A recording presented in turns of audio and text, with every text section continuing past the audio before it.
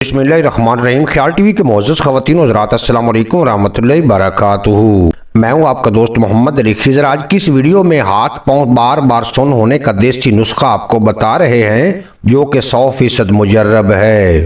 अक्सर ऐसा होता है कि हम अपने बाजू पर सो जाएं या अपनी टांगें ज़्यादा देर तक क्रॉस करके बैठे रहें तो इससे हाथ पांव सुन्न हो जाते हैं। इस एहसास को पारसितहीजिया कहा जाता है। इस एहसास को कांटेदार जलने या पेन और सुइयों के एहसास के तौर पर भी बयान किया जाता है। कुछ में कमजोरी की वजह होती है, जबकि काम करने वाले बालगों में मुख्तलिफ सरगर्मियों से होता है, जैसे कि कंप्यूटर कीबोर्ड और माउस का तवील इस्तेमाल करना।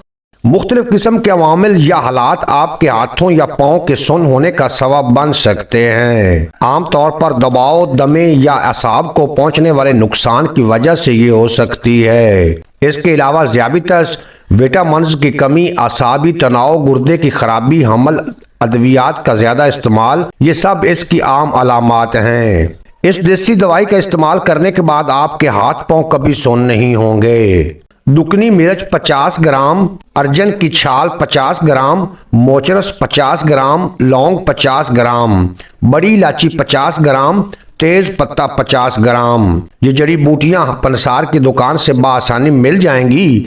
इन तमाम चीज़ों को मिक्सर ब्लेंडर में डालकर इसका बारीक पाउडर बना लें और इसका आधा चम्मच रोजाना सुबह शाम खाएं। इससे इंशाअल्लाह ताला शिफा मिलेगी। उम्मीद है आज की ये मुख्तसर वीडियो आपको पसंद आएगी। अगर वीडियो पसंद आई हो तो चैनल को सब्सक्राइब फरमाएं और बेल नोटिफिकेशन को प्रेस करें, ताकि मुस्तकबिल में अपलोड होने वाली तमाम वीडियो बर वक्त आप तक पहुंचती रहें।